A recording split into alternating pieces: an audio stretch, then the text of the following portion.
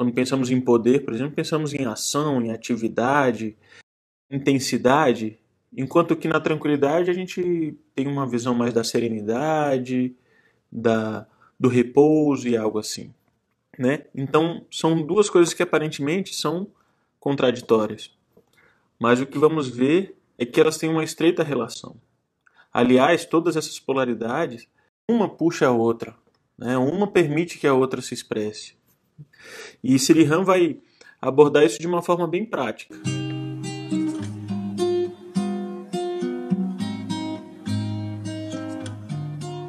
Mas antes da gente entrar nessa questão, vamos pensar um pouco sobre essas duas polaridades, que também podem ser entendidas como o positivo e o negativo, né?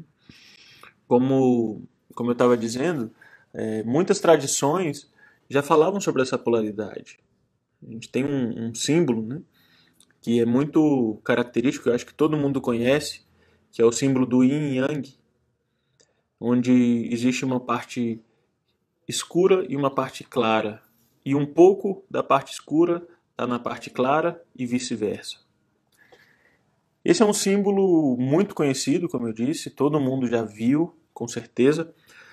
Mas o quanto a gente consegue compreender desse símbolo, né, e a profundidade que ele tem, e também a amplitude que ele tem, ou seja, ele pode influenciar diferentes aspectos da vida. A gente pode entender ele sobre diferentes aspectos, né? Então, um dos pontos de reflexão sobre esse símbolo é entender que o que permite o movimento, que aquele símbolo, embora, claro, apareça como uma figura estática, ele sugere movimento. As curvas daquela figura sugerem esse movimento. Ou seja, ele é dinâmico. E ele é dinâmico justamente porque ele vive esse certo grau de desequilíbrio. Na verdade, não é um desequilíbrio, mas é um equilíbrio dinâmico, né? Onde uma das polaridades provoca a outra polaridade e assim vai gerando um movimento, vai gerando um fluir de energia, né? E é esse que é o ponto interessante. A gente vai perceber que toda a energia, para fluir de alguma maneira, precisa de uma diferença, precisa dessa polaridade, desse contraste. Ou a energia não pode fluir. Eu vou falar um pouco mais sobre isso ainda, mas para a gente entender também que um símbolo ele pode se expressar na dimensão física, eu estou falando de energia física mesmo, a gente vai falar da energia elétrica, por exemplo, mas um símbolo ele é pleno de sentido, ou seja, ele representa uma ideia, e uma ideia pode se expressar muito além de uma única dimensão. Todo símbolo é um representante de uma ideia. Pelo menos todos esses símbolos que pertencem às grandes simbologias, né, de todas as civilizações, são símbolos que chamamos teológicos. Em que sentido? São símbolos que fazem ponte com leis da vida, com leis da natureza. Quando a gente percebe, por exemplo, uma divindade egípcia, o Deus é um símbolo. Aquela figura, aquela imagem, pode ser Sete, né? É uma imagem. E o que ele representa? Ele representa uma lei da vida. Ele representa uma lei, uma ideia, né? Também na linguagem platônica, um mundo das ideias. Ou seja, existem essas realidades que podem ser representadas por um símbolo. Como a gente não tem acesso direto a essas ideias, uma visão direta dessas leis, a gente precisa de símbolos para representá-las. Tá? Então o símbolo, ele une a lei a uma imagem que me permite entrar em relação com essa lei. Uma imagem que me permite entrar em relação com essa ideia ou com esse arquétipo, né? Bem, e que lei é essa? Justamente a lei de que esse aparente antagonismo, na verdade, ele é necessário para esse fluir de energia, para esse movimento da energia, da vida, né? E é justamente numa aplicação prática que vamos ver que é possível entender justamente a aplicação disso no nosso cotidiano. Bem, são várias as dualidades que a gente pode tomar como exemplo. Existe o dia e a noite, o nascimento e a morte, masculino e feminino, claro e escuro. São várias as possibilidades de entender essa lei, né? E a gente também pode entender o Yin e o Yang como ativo e receptivo, que aí talvez seriam denominações um pouco mais genéricas. Ou seja, eu posso entender que uma dessas polaridades é esse que atua e um outro que recebe. E eu também posso chamar de positivo e negativo. Mas nesse contexto, entendendo que são polaridades e não que uma coisa é melhor do que a outra. Porque uma coisa que Sirihan comenta é que às vezes quando a gente escuta assim, a gente entende o negativo sempre como uma coisa ruim. Né? E nesse contexto especificamente, eu estou falando de uma polaridade específica, de uma expressão da vida, de uma expressão da energia, que não é ruim ou inferior a positivo. Simplesmente é uma outra forma de manifestação. Né? Tanto é que para a energia, tanto um quanto o outro são necessários. Né? Se eu não tiver um polo positivo e um polo negativo, eu não faço uso da eletricidade, por exemplo. Né? Então, aqui a gente vai tentar entender justamente o negativo e o positivo como uma forma de expressão, como uma forma de manifestação da vida. Né? Então, essas polaridades que vão permitir justamente que a vida flua, e se a gente consegue interagir com isso, ou seja, se a gente consegue entender bem esse princípio, a gente vai ver que ele se aplica em várias experiências da vida.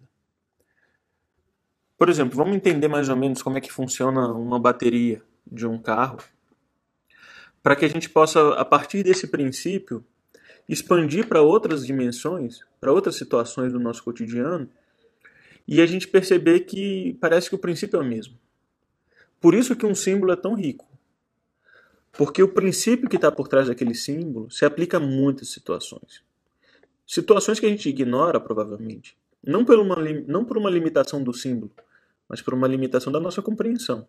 Né? Então, na filosofia, a gente vai percebendo isso.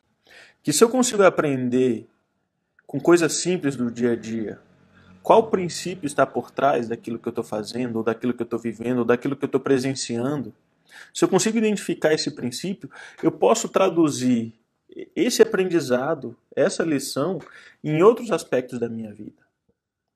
Então, o princípio ele é muito amplo. Por isso que observar a natureza era o grande exercício de todo sábio e de todo filósofo. Para quê? Para tentar compreender os princípios. E onde está a inteligência aí? Em conseguir traduzir isso nas diferentes expressões da vida. Perceber o princípio e expressar nas diferentes dimensões da vida. É isso que o filósofo está sempre tentando fazer. Tentando compreender cada evento do seu dia, cada momento do seu dia, identificando o princípio que está por trás daquilo que ele está vivendo e traduzindo isso em diferentes formas de se expressar e de viver. Então, um exemplo como esse. Eu entendo como funciona uma bateria. Tem um polo positivo e um polo negativo. E eu posso entender que a energia que sai do polo positivo quer chegar no polo negativo. Então, tem uma saída e tem uma entrada. E entre a saída e entre a entrada, existe um caminho. E tudo que tiver nesse caminho pode usufruir dessa energia. Então, por exemplo, a bateria de um carro. Do polo negativo, corre a energia e aí acende os faróis, acende as lâmpadas internas do carro e tudo mais que precisa de energia até chegar no seu grande objetivo, o polo negativo. Percebe? Então, esse circuito é o que permite a energia. Porque se eu elimino o polo negativo, não tem eletricidade disponível. Se eu elimino o polo positivo, não tem eletricidade disponível. Então, da mesma maneira, em outros aspectos da nossa vida, se eu não consigo identificar essas polaridades, eu não consigo respeitá-las de alguma forma, entendê-las de alguma forma e utilizá-las de certa maneira, eu não consigo perceber essa energia fluir, a vida fluir. Né? Então nós também temos essa polaridade. E esse que é o ponto, o grande objetivo da palestra. Entender que nós também vivemos essa polaridade. Nós temos, por exemplo, o poder de agir, atuar, intervir no mundo. E temos também a sensibilidade de perceber, de compreender o mundo, de captar o mundo. Então eu posso entender que essa minha forma de intervir no mundo, de agir sobre o mundo, é meu polo positivo. E essa capacidade de sensibilidade, de perceber o meio, é o meu polo negativo. Bem, e se eu consigo utilizar esses dois de forma harmônica, aí eu tenho poder. eu tenho essa energia disponível, né? Se eu não respeito essas duas coisas, eu não tenho poder. Ou seja, se eu quero ser só ativo, vai faltar sensibilidade, vai faltar percepção, e eu vou perder em eficiência. E quando eu falo em eficiência, não só de uma forma pragmática, em ter uma boa relação humana, por exemplo, ou conseguir travar um diálogo construtivo, tudo isso exige essa harmonia dessas diferentes polaridades. Então, são dois lados da mesma natureza. Sensibilidade, ou seja, negatividade nesse sentido, e ação, o que seria o positivo, a positividade, certo? Então, toda vez que eu estiver falando em negativo aqui, eu não estou fazendo um julgamento de valor. Eu estou falando de uma polaridade, certo? Então, bem, o que significa ação, agir ou o positivo? São vários exemplos. Motivação, força, resistência, né, porque é algo que está ali presente, que eu tenho que impor uma vontade. A própria atividade, né, falar, intervir em alguma coisa. Enfim, isso são exemplos de atividade. E a gente pode ver no nosso dia a dia. Desde encharcar o meu rolo de pintar a parede com tinta, né? De alguma forma colocar essa tinta na parede, consertar e apertar um parafuso do meu carro, buscar coisas no supermercado, enfim, falar algo para o meu filho, enfim, para um amigo, enfim, tudo isso são formas de expressão ativa. Né? Eu estou me expressando de forma ativa. Por outro lado, o que adianta eu encharcar o rolo de tinta, né, numa lata de tinta, se eu não sei qual cor que ficaria bem naquele ambiente, ou quanto de tinta eu preciso, né? Ou seja, se eu não percebesse quanto que é necessário, ou apertar um parafuso, mas se eu não sei, se eu não percebi qual o problema do meu carro, ou se eu quisesse falar com meu filho, mas antes disso, se eu não escutasse também, o que adianta eu falar com meu filho se eu não escuto ele? Percebe? Eu vou falar, às vezes, aquilo que não é necessário. Ou fazer compras sem saber o que está faltando na minha casa. Então, eu estou dando exemplos aqui de que toda ação ela só vai ter sentido, só vai ser precisa e eficiente se tiver antes uma sensibilidade, uma percepção, que a gente pode entender como perguntas. Né? Tá, o que o meu filho quer me dizer? Quanto de tinta essa parede precisa? Qual o problema do meu carro? O que está faltando na minha casa? E por que eu estou usando esse exemplo das perguntas? Porque se assemelha muito a escutar. Mas não só escutar com os ouvidos, né? Não só escutar no sentido da audição, mas escutar de uma forma muito mais ampla, geral, ou seja, escutar com a mente, né? Ou seja, perceber, permitir que as coisas se expressem e eu absorva cada uma dessas coisas. Perceba as suas necessidades, perceba os vazios. Né? Então, esse estado de negatividade, de absorver, ele é fundamental para que eu possa ter poder na minha expressão. Né? Então, aprender a ter esse ouvido atento, esses olhos atentos, a sensibilidade, a percepção, é vital para que eu possa ter realmente um caudal de energia, né? Que eu possa ter poder. E aí então, Sirihan coloca o seguinte: eu preciso ser sensível para compreender e agir. Se eu não for sensível, eu não compreendo. Se eu não compreendo, a minha ação não vai ser correta, não vai ser precisa. Hoje em dia, em vários momentos, a gente está mais preocupado em agir do que em compreender antes de agir. Né? Muitas vezes, a gente escuta um comentário e já faz uma série de julgamentos sobre esse comentário e muitas vezes já quer calar aquele comentário, porque aquele comentário vai contra o que eu acredito ou o que eu penso. Antes de compreender o que aquilo realmente está querendo dizer, ou o que aquela pessoa está querendo dizer. Percebe? Que a gente muitas vezes está preocupado muito em agir e pouco em compreender, e pouco em perceber. Isso vai levar a uma ação sem poder de transformar. Pode até gerar violência, pode até gerar agressão, mas isso não transforma nada. Isso não muda nada. Muitas vezes as coisas só se tornam piores até, porque não há construção assim, né? Pelo menos é assim que Sirihan coloca, e que a gente percebe, às vezes, acreditar na revolta como o único meio de transformação é perigoso, porque parece que algo tem que ser eliminado, ou que um ponto de vista não deve ser considerado, né? Claro, depende de como se entende isso, mas esse foco na compreensão ele é fundamental para que a ação seja eficaz, né? Então, escutar, ser receptivo antes de agir não significa ser frio, né? Não significa ser fechado ou mesmo inerte. Tem gente que fala assim, fulano não faz nada, ele fica só observando. Bem, observar é fundamental para agir corretamente. Às vezes a gente vê, né, que é como o planejamento, né? Algumas pessoas dizem que é perda de tempo, que já querem começar a fazer logo. Mas o que é o planejamento? O planejamento às vezes é perceber todas as necessidades, tentar imaginar todos os problemas que vão surgir e aí dar soluções. É um momento que envolve muito essa tentativa de perceber, de compreender. E aí, a partir daí, agir. Então, não significa ser inerte, significa escolher uma ação melhor.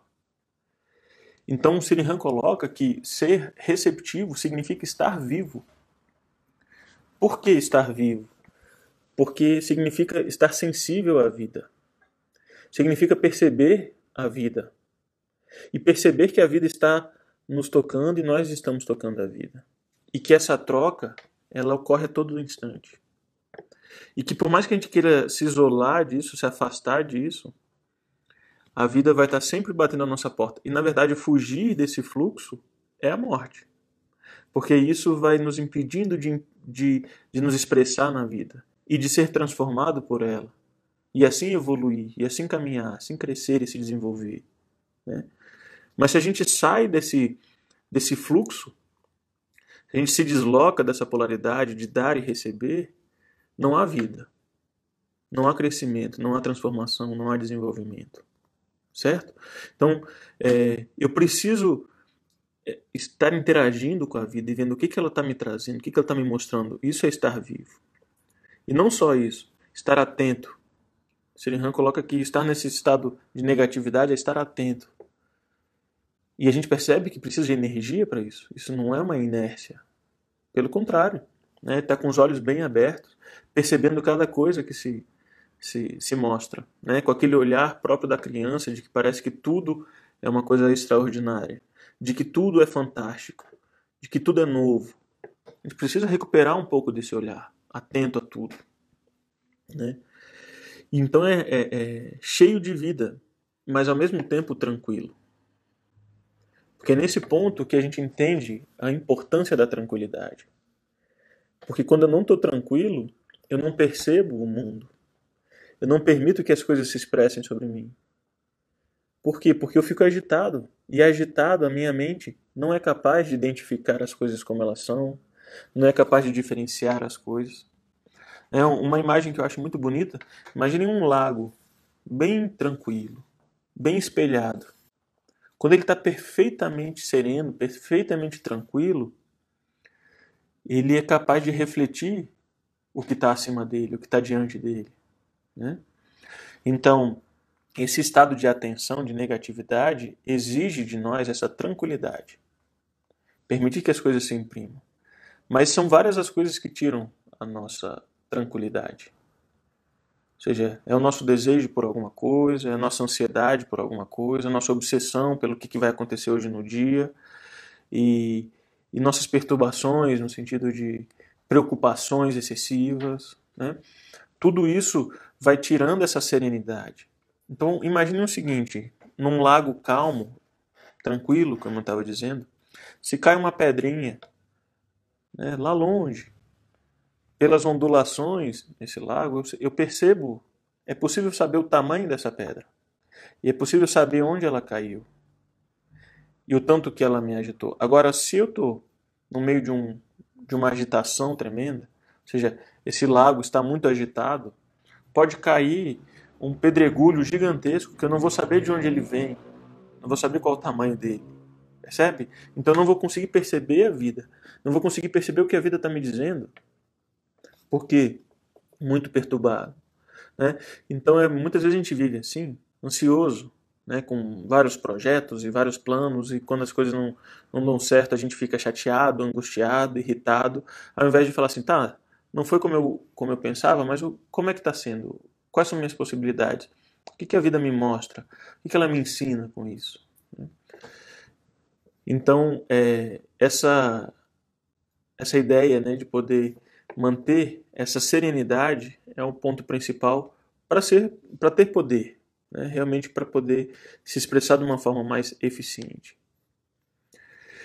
E aí que vem a questão, mas será que é possível ser sempre assim sereno? É possível ser sempre assim tranquilo? Só um parêntese, né? Antes disso, entender que a nossa mente, embora a gente esteja muito acostumado a pensar nela sempre como algo muito ativo, que precisa estar pensando o tempo todo. Hoje, conversando com uma aluna mesmo, ela falava assim, eu acho que eu penso em excesso, né?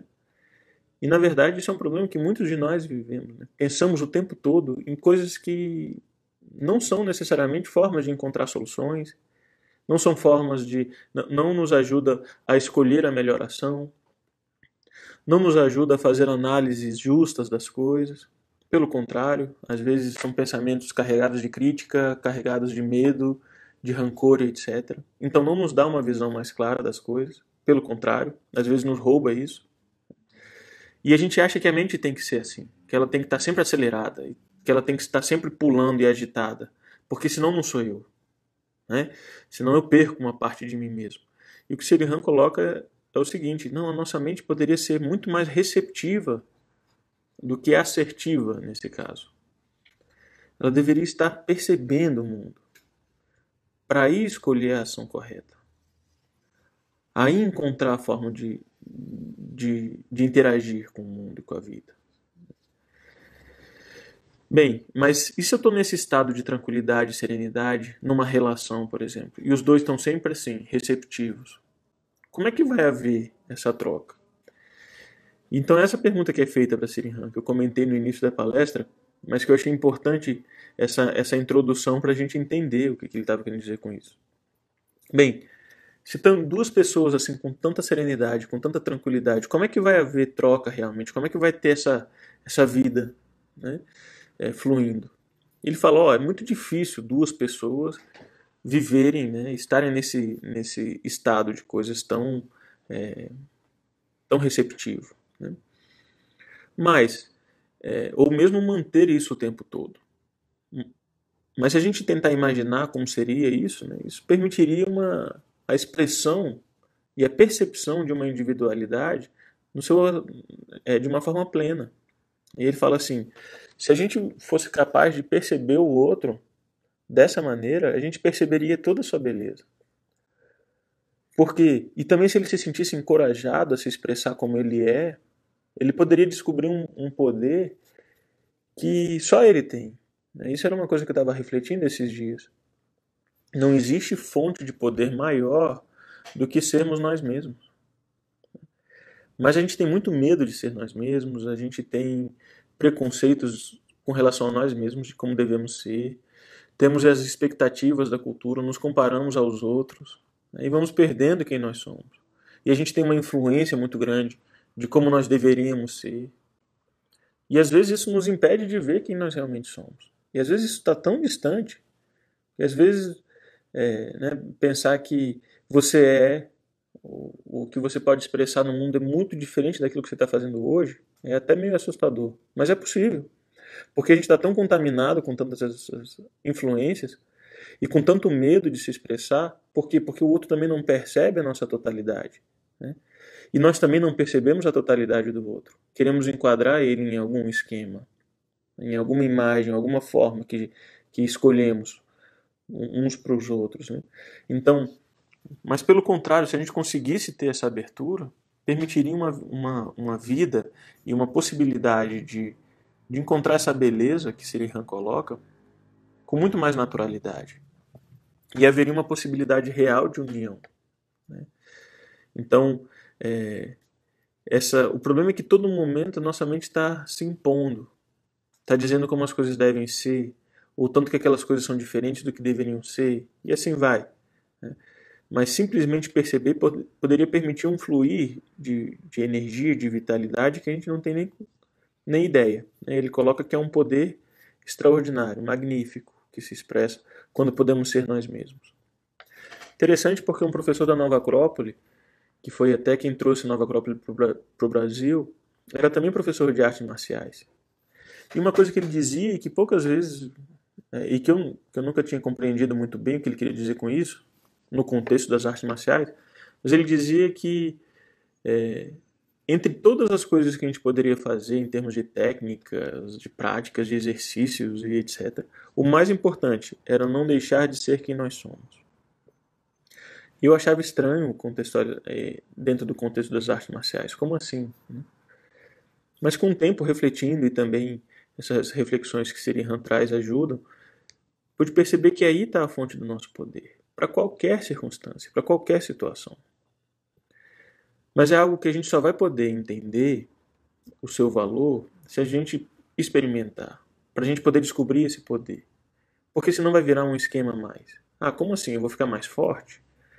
Eu vou ficar mais inteligente? E a gente vai cair em conceitos que vão limitar. A gente precisa experimentar esse estado de ser nós mesmos. Ontem mesmo eu escutava o professor Luiz Carlos falando exatamente sobre isso. Ou seja, o filósofo, o discípulo, enfim, todos aqueles que estão buscando a sabedoria de alguma maneira, precisam buscar essa essência, quem nós realmente somos, e expressar isso no mundo. Isso é o que pode trazer mais realização e que pode trazer mais poder de transformação do mundo. Então ele diz que esse estado permitiria a verdadeira comunhão. Sri Ram usa essa palavra, uma união verdadeira, né? Um estado de harmonia e concórdia e paz, capaz de produzir um grande poder. Se a gente for ver, por exemplo, um exemplo daquelas pessoas, né, daqueles remadores, que às vezes tem um barco com vários remadores ali, uma fileira enorme. Quando é que eles têm mais poder? Quando eles encontram um único ritmo. E tanto é que tem uma pessoa ali que é justamente responsável por tentar garantir essa união. Então, se eu consigo me unir nessa esfera de consciência onde somos um, realmente, eu tenho muito mais poder, eu tenho muito mais força, né? Então, o que será que o ser humano seria capaz de fazer se ele realmente conseguisse se unir ao outro? Mas não se unir simplesmente estar do lado, ou simplesmente defendendo um mesmo pensamento, mas onde houvesse essa troca de vitalidade, onde cada um pudesse se imprimir no outro de uma forma plena, total. Que poder surgiria daí, né? Bem, mas Sri Ram coloca, fala assim, eu realmente não consigo, talvez, e a gente pode pensar assim, eu não consigo, talvez, ser eu mesmo, porque as pessoas não me dão esse espaço, porque as pessoas não aceitam que a gente se expresse como a gente realmente é, ou a vida ou a sociedade não permite essa expressão tão livre. E ele fala assim, olha, antes de nos preocupar que os outros façam isso, façamos nós isso. Aprendemos cada um de nós a nos colocar nesse estado de receptividade ao outro, né? A escutá-lo plenamente, a percebê-lo plenamente e permitir que ele se imprima sobre nós, né? De uma forma plena. Quem sabe assim a gente vai aprendendo também os caminhos para que a gente possa se expressar e para que a gente possa perceber quem nós realmente somos, né? Então, isso é uma coisa que a gente está sempre refletindo. Todas as perguntas que nós temos com relação aos outros, ou todas as exigências que nós temos com relação aos outros, deveríamos perguntar primeiro se a gente está cumprindo com essa exigência. Na filosofia a gente sempre fala disso. Por quê? Porque muitas vezes quando a gente exige isso do outro é porque a gente também não está fazendo bem. E quando a gente começa a fazer, a gente vai percebendo essas dificuldades e essas necessidades. E aí nasce tolerância, nasce a possibilidade de respeitar o outro, de entender o outro, de compreender o outro. E também, por outro lado, diminui a nossa carência com relação aos demais. Então aí é uma chave muito importante, né? Aquilo que você exige dos demais, o que você gostaria que os demais fizessem com relação a você, faça você primeiro, né? Seja você responsável por essa mudança. E aí você vai ver que as coisas se transformam, que a vida muda. As pessoas com as quais nos relacionamos vão mudando também, vão percebendo isso de alguma forma. Então, a gente precisa alcançar esse estado de tranquilidade interior, ao invés de viver perturbado, né? Então, isso é o que Sirihan recomenda. Então, como assim? Qual o próximo projeto? Eu já tenho casa, eu já tenho trabalho, eu já tenho isso, e agora? O que eu vou fazer? Né? E essa angústia, somos muitos que vivemos. Qual é a próxima coisa? E eu estou sempre perturbado. E eu estou sempre querendo que as coisas ocorram conforme eu planejei. Eu planejei que eu acordaria tal hora, e que eu chegaria em tal hora no meu trabalho, e isso. E de repente as coisas não acontecem como eu queria. Ou por uma debilidade minha, ou por uma circunstância, né? Quantos planos tínhamos todos para 2020 e que não está sendo possível realizar? E isso pode nos deixar perturbados se eu estou muito apegado à minha própria mente, aos meus próprios planos, ao invés de estar percebendo o que a vida está me mostrando. Quais as possibilidades que a vida está me oferecendo agora, que são diferentes. Não são...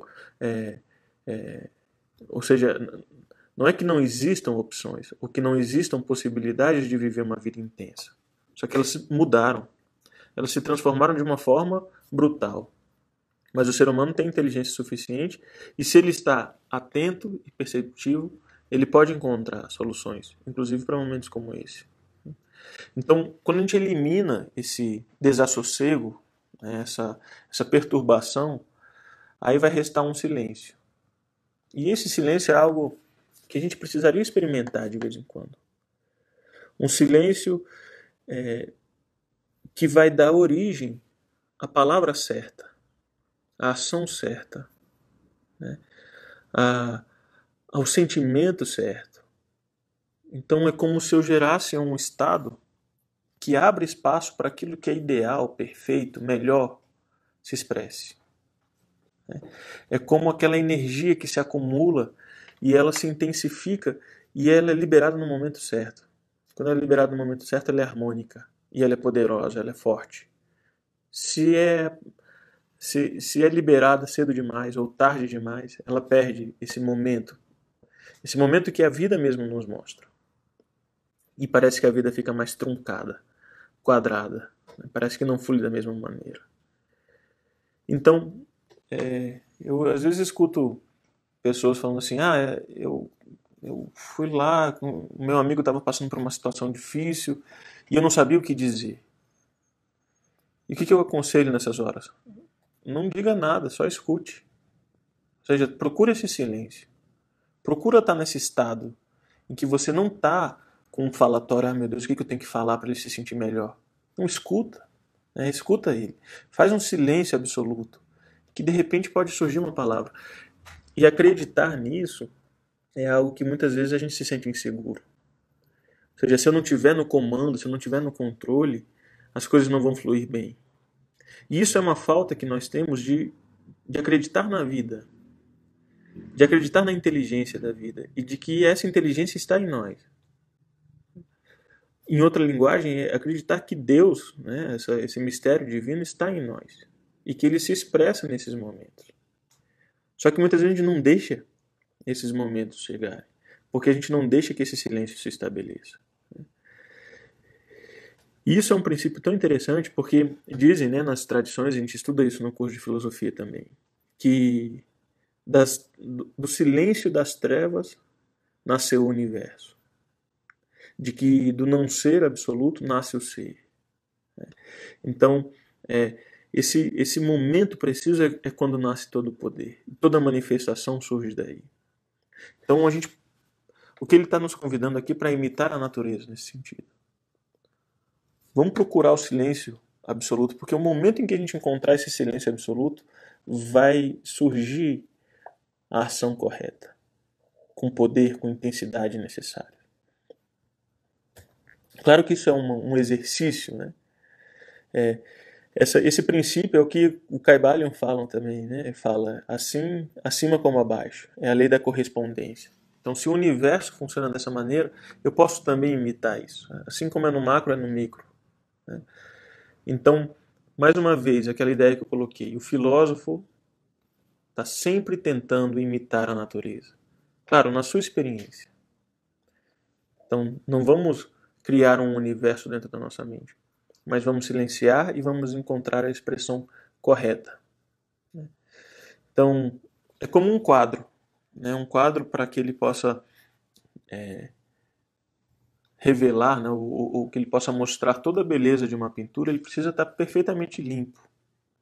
E ele limpo assim você pode pintar, desenhar e ali aquela imagem se expressa na sua totalidade. Ou uma bela música, né? Para eu tocar uma música, eu preciso de um silêncio absoluto, né? Preciso de um silêncio total. E aí eu posso identificar nesse meio essa música da natureza, inclusive. Então, e aí o Sirihan coloca da seguinte forma: antes de que a palavra verdadeira possa ser expressa ou ouvida, precisamos do silêncio. E isso pode ser um exercício, e eu gostaria de propor esse exercício para vocês. Sim, em qualquer coisa que a gente esteja fazendo, procurar o máximo de atenção. Silenciar o falatório, procurar controlar um pouco a ansiedade ou a angústia do que devia ter acontecido, que não aconteceu, a ansiedade do medo do que pode acontecer, enfim. Tentar calar a mente, tranquilizar um pouco as emoções e tentar se expressar da melhor forma possível em qualquer coisa que você esteja fazendo. Você está lavando a louça, você simplesmente vai tentar fazer o melhor que você pode. Para isso, você vai ter que perceber a louça, vai ter que perceber a água de forma que você não vai esparramar a água para todo lado. Você vai ter que tentar ver os detalhes. Ou seja, percebe que é um exercício de estar receptivo, de estar percebendo cada coisa. Então, eu estou falando de lavar louça, mas eu posso fazer isso enquanto eu dirijo, eu posso fazer isso enquanto eu arrumo a minha casa, eu posso fazer isso enquanto eu leio um texto. Deixando que cada coisa se imprime em mim, cada coisa que eu possa perceber. Isso é interessante. O filósofo tem a possibilidade de viver, de fazer esse exercício em tudo, né? Estabelecer esse silêncio absoluto. E como eu disse, não é só calar a mente. Porque às vezes a gente acha que é simplesmente calar o falatório da mente. Isso é fundamental e isso é difícil já. Mas também controlar um pouco essa variação emocional, né? Cessar um pouco o movimento do corpo em certas situações. Se eu estou lendo, que eu esteja numa posição desperta, mas confortável. Se eu estou lavando louça também, não preciso estar, às vezes, balançando a perna, porque é aquela... né? Ou seja, tentando permitir que toda a minha personalidade, toda a minha mente, minhas emoções, meu corpo, estejam o mais quietos possíveis. Isso é um exercício, né? Tem um exercício de música também que eu gostaria de sugerir para vocês fazerem quando puderem, que eu acho que é muito rico, né? Uma sugestão que eu tenho, que eu estava escutando essa música hoje, é uma música chamada Le Cygne. Depois a gente pode colocar aí nos comentários como é que se escreve. É uma música belíssima. E como é que é o exercício? Tentem silenciar, ficar numa posição tranquila, às vezes até fechar os olhos, colocar a música num som razoável, né, que você possa ouvir bem mesmo, preencher um pouco o ambiente com a música, e tentem escutar cada nota como se ela fosse extraordinária. Entende? Assim, percebendo a nota como um todo, completamente, sem ansiedade do que vai vir depois, sem julgamento se você gosta ou não da música. Isso é menos importante nesse momento. Simplesmente percebendo cada nota. E evitando falar, nossa, como é bonito, ou tentando evitar também deixar que a mente divague muito. Voltando sempre para a música, escutando cada nota e deixando ela se imprimir em nós. Não que não vão surgir sentimentos, não que não vão surgir imagens. Deixa isso se expressar, mas tenta manter o silêncio como um estado como um estado pleno. Não deixar que a mente entre numa atividade, né?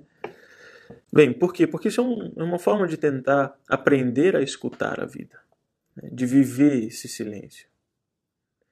Então é esse estado, né, de escutar cada nota de forma bem cristalina, límpida, perfeita, como eu disse, sem expectativas do que vai vir depois, que a gente deveria procurar manter em toda a nossa vida, a todo momento. Seria um treino para viver sempre, né? Porque é essa quietude aí que vem a questão. É essa quietude que vai dar origem ao verdadeiro conhecimento, segundo Srihan. É isso que vai nos permitir acessar a fonte da sabedoria. É daí que vão surgir as respostas mais precisas, mais profundas, né? E a partir desse conhecimento que vai surgir a verdadeira ação, a ação correta. Então, viver esse estado não é ficar passivo ou parado. Pelo contrário, é encontrar a forma melhor de agir no mundo. Então, eu estava até refletindo, a gente não pode acreditar em um filósofo ou em um sábio que não sabe escutar. Porque isso é um contrassenso. E se nós queremos ser filósofos em alguma medida, né, esse é o convite que a Nova Acrópole faz, que a gente possa aprender a escutar. Por isso, talvez uma das virtudes mais importantes para todo filósofo em todas as escolas de filosofia sempre foi a humildade, que é a capacidade de escutar, é a capacidade de aprender, né? E quando eu falo de escutar, não é escutar uma pessoa, né? É escutar a vida, escutar o que ela está me mostrando, né? Cada evento, cada fato que se apresenta no meu dia, isso seria a verdadeira escuta. Então, nós deveríamos, para manter essa tranquilidade, nos abrir completamente, é isso que Srihan coloca, completamente para todas as pessoas.